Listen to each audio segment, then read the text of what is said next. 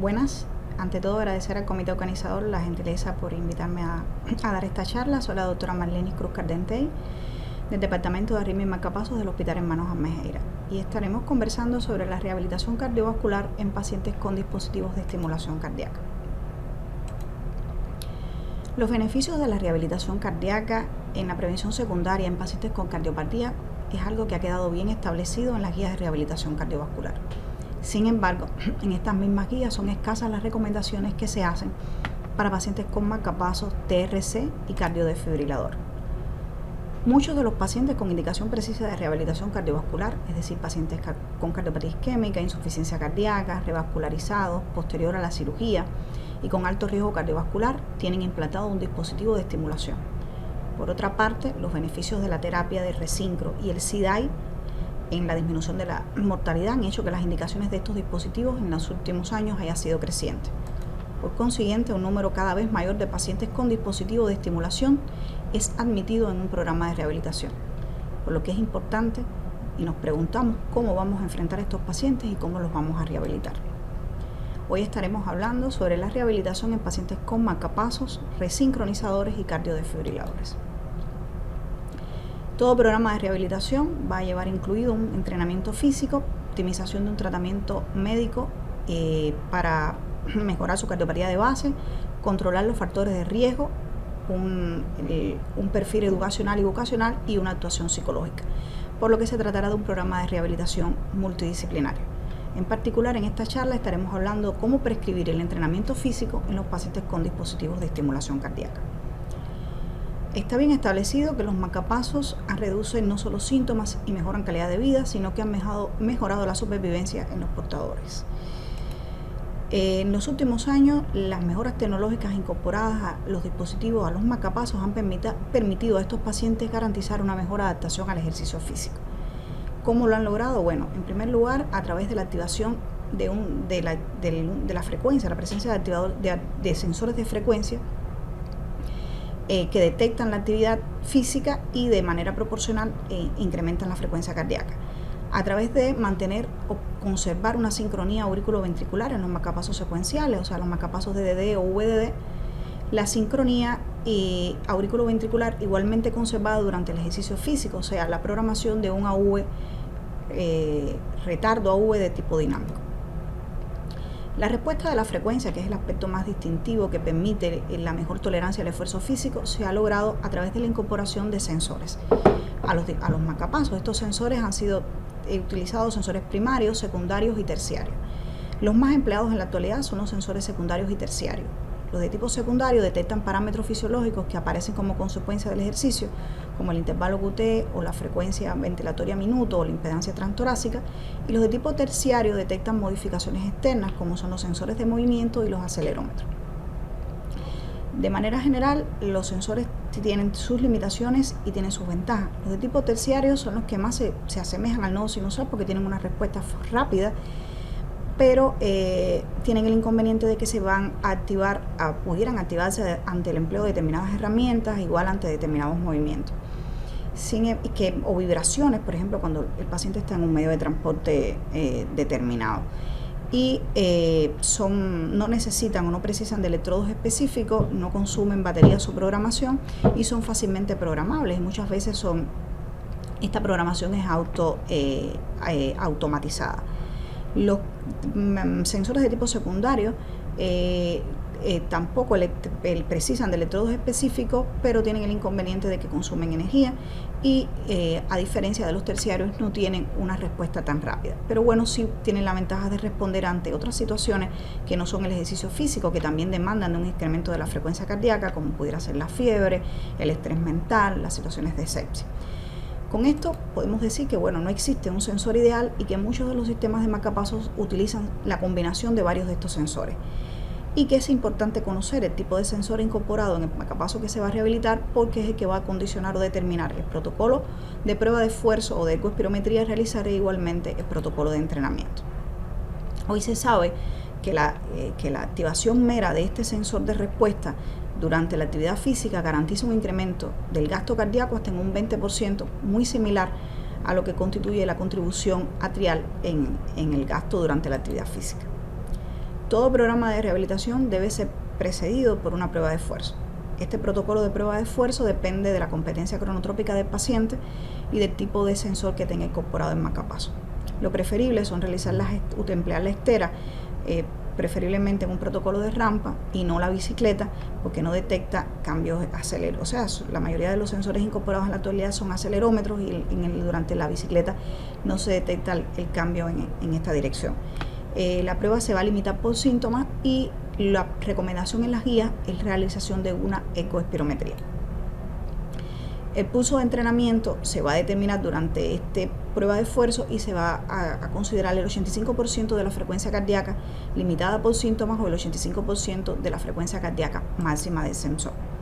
Como había dicho, la recomendación ideal sería realizar una ecoespirometría donde se va a determinar la capacidad funcional del paciente a través de la capacidad máxima del ejercicio. Durante la determinación de estas variables, igualmente va a identificar factores que reducen la capacidad del ejercicio y establecer un diagnóstico diferencial, factores que no sean cardíacos como respiratorios, físicos o mixtos. Permitirá igualmente el diagnóstico de síntomas desencadenados por el esfuerzo físico, como la presencia de angina, de síncope o palpitaciones a través de la identificación de alteraciones electrocardiográficas subjetivas de isquemia, de arritmias supraventriculares o ventriculares o una respuesta anormal de la tensión arterial al esfuerzo. Y bueno, lo que sí es muy distintivo en los pacientes portadores de marcapasos es que permitirá detectar respuestas anómalas de marcapasos al ejercicio, que serían complicaciones muy específicas que van a influir en la capacidad funcional al ejercicio. ¿De qué complicaciones? Bueno, estamos haciendo referencia que durante la ecoespirometría se produzca bradicardia, que puede ser presente, puede existir en cualquiera de los sistemas de estimulación, y que se produce porque existe pérdida de la captura ventricular o porque exista inhibición del marcapaso por sobresensado del complejo QRS. Que durante la ecoespirometría se produzca taquicardia, ya sea porque se sobresense la onda auricular, la onda P, porque se medie una taquicardia de asa o mediada por marcapaso, o porque exista un infrasensado ventricular. Durante la prueba de esfuerzo también se puede producir el bloqueo auriculoventricular en los marcapasos unicamerales AI cuando existe una conducción AV anormal que está enmascarada y la prueba de esfuerzo, o sea, el ejercicio físico, la desenmascara. Los cronotropismos insuficientes, porque no se active la función R durante la prueba de esfuerzo, o porque esta función R tenga una pendiente de aceleración muy lenta, o porque se le programa una frecuencia máxima de sensor muy baja, que a baja frecuencia haga un pseudo Wenke bajo o haga un bloqueo 2:1 a frecuencias muy cercanas a 100. Y bueno, porque se produzca una pérdida de la sincronía auriculoventricular durante el esfuerzo en los marcapasos bicamerales, porque exista infrasensado atrial o porque se produzca sobresensado de onda T. Acá tenemos un caso que durante el esfuerzo físico, como señala la flecha, se produce infrasensado de onda P. Al no censarse la onda P, pues no se le da seguimiento del canal ventricular y no se produce el incremento de la frecuencia cardíaca durante el esfuerzo. Y bueno, no se van a tener, si esto sucede durante la ecoespirometría, igualmente sucederá durante el programa de rehabilitación, y bueno, no vamos a lograr un incremento de la frecuencia cardíaca y los efectos beneficiosos de la actividad física durante la rehabilitación. Para prescribir el entrenamiento físico es importante tener en cuenta dos elementos. En primer lugar, las características del paciente, o sea, la edad, la cardiopatía subyacente, la fracción de eyección y la capacidad funcional, que son entidades compartidas para cualquier programa de rehabilitación y para cualquier paciente con cardiopatía de base. Y bueno, tener en cuenta si existe o no competencia cronotrópica, sobre todo si el paciente tiene un marcapaso de backup y durante el entrenamiento físico, durante la actividad física, se encuentra bajo su ritmo propio, o en aquellos pacientes que tienen marcapasos VDD, digamos, y es importante conocer si existe competencia del nodo sinusal para tener conocimiento si se va a producir un incremento de la frecuencia cardíaca de ondas P y por supuesto de secuencial durante el ejercicio físico. Pero bueno, existen condiciones que son específicas o características del dispositivo. Aquí estaríamos hablando, en primer lugar, la indicación por la cual se le prescribe el marcapaso, si es un bloqueo auriculoventricular, es una disfunción del nodo, el tipo de marcapaso, si es uni o bicameral, si va a tener sincronía auriculoventricular, y bueno, las características de dispositivos que son vitales de conocer es si existe la función R, si esa función R está adecuadamente programada, qué frecuencia máxima se le programó al sensor, qué tipo de sensor tiene el dispositivo incorporado, cuál es el umbral o la sensibilidad de este dispositivo y cómo se comportan las pendientes de aceleración y desaceleración. Los aspectos generales para la prescripción del entrenamiento físico, bueno, en primer lugar lo ideal serían trabajos grupales, aunque de manera individualizada. Se inicia la rehabilitación tan temprano como se desee, pero siempre teniendo en cuenta que los ejercicios de rehabilitación que involucren a los miembros superiores deben de ser abolidos o limitados en los primeros 3 meses para evitar desplazamientos de la sonda durante el proceso de fijación. Deben de realizarse monitorizados con supervisión. Los tipos de ejercicios, bueno, la frecuencia del entrenamiento y la duración de cada sesión comparten elementos a los programas de rehabilitación global, y la intensidad del entrenamiento físico sí es un elemento distintivo, y es que se prescribe comenzar con una moderada intensidad entre 40 y 50% de consumo pico e incrementar progresivamente hasta un 70 y un 80%. Y bueno, en ausencia de ecoespirometría se deberá tomar el 85% de la frecuencia máxima, limitada por síntomas o limitada por el sensor.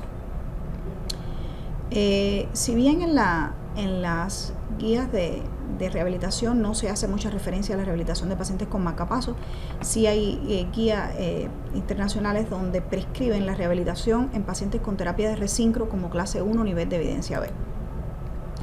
Los efectos de la terapia de resincro en el ejercicio físico, que la terapia de resincro tiene sobre el ejercicio físico, han quedado bien demostradas en los diferentes ensayos clínicos, en la mejoría de la caminata a los 6 minutos, del consumo pico de oxígeno, de la clase funcional.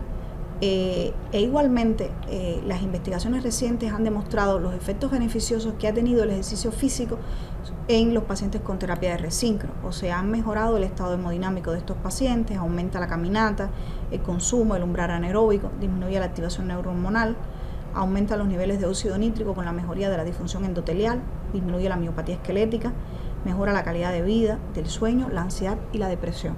Por lo que pudiéramos plantearnos si existe una relación sinérgica entre rehabilitación cardiovascular y sea ejercicio físico y terapia de resincro. Es decir, la prescripción de una terapia de resincronización mejora la tolerancia al ejercicio en estos pacientes, y a la vez la rehabilitación o el ejercicio físico en estos pacientes mejora los efectos o potencia los efectos de la terapia de resincronización. Para rehabilitar a los pacientes con terapia de resincro, bueno, en primer lugar, un aspecto que hay que aclarar es que si se trate de un TRC marcapaso o un TRC SIDAI, porque en el caso de un cardiodesfibrilador van a existir peculiaridades que, bueno, más adelante abordaremos. La evaluación inicial lo ideal sería la realización de una ergoespirometría, pero bueno, en su defecto realizar una prueba de esfuerzo. Y que va a compartir los elementos que habíamos dicho anteriormente para los marcapasos, pero bueno, un elemento que es distintivo es la identificación de disfunciones específicas durante el esfuerzo que se producen en estos pacientes, y la disfunción específica es que se produzca la pérdida de la sincronía biventricular durante el esfuerzo físico. O sea, un paciente que en reposo está sincrónico con una estimulación biventricular y durante el esfuerzo físico vuelve a estar con su complejo QRS de base, o sea, su QRS ancho y asincrónico.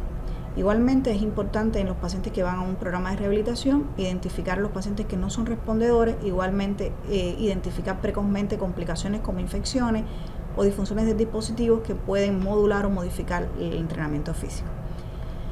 La optimización mediante la ecocardiografía de retardo AV o retardo VV no se realiza de manera rutinaria, y tampoco es una indicación realizar para prescribir la rehabilitación cardíaca en estos pacientes. Acá tenemos un caso clínico que basalmente en condiciones de reposo conserva la sincronía biventricular con un QRS más angosto, con la presencia de REMB1 y QS en D1, mientras que cuando comienza a realizar la actividad física desaparece la estimulación biventricular y se queda con, se polariza con su QRS ancho con bloqueo de rama izquierda. Bueno, esta pérdida de la sincronía biventricular durante el ejercicio físico puede estar dada porque se pierda la capacidad de sensar la onda P, porque los complejos ventriculares muy frecuentes discontinúen la estimulación biventricular, porque existe una conducción AV que sea espontánea durante el efecto de las catecolaminas, que esté más corta que el retardo AV que se le haya programado al dispositivo, o en los pacientes con fibrilación auricular porque existe un bloqueo AV incompleto del nodo auriculoventricular, o bueno, porque se produzcan desplazamientos del electrodo durante el esfuerzo físico. ¿Cómo y cuándo prescribir el ejercicio físico en un paciente con terapia? Bueno, En cuanto a las variables frecuencia, modalidad del ejercicio, cuántas sesiones, programa de rehabilitación, calentamiento y enfriamiento van a ser elementos que más o menos van a compartir con los demás programas de rehabilitación, salvo la peculiaridad de que los ejercicios aún aeróbicos deben ser minimizados en el tren superior para evitar los desplazamientos de los electrodos, y los ejercicios de resistencia no comenzarán en las etapas iniciales. El valor de la intensidad del ejercicio sí va a ser la peculiaridad, tomar un 40 o 60% de la frecuencia básica de máxima del sensor o del consumo máximo de oxígeno. El tiempo para el inicio de la resistencia, como yo había dicho, no queda bien definido y es recomendación no comenzar en las primeras semanas posteriores al implante. Y igualmente es demostrada los beneficios de la telemonitorización.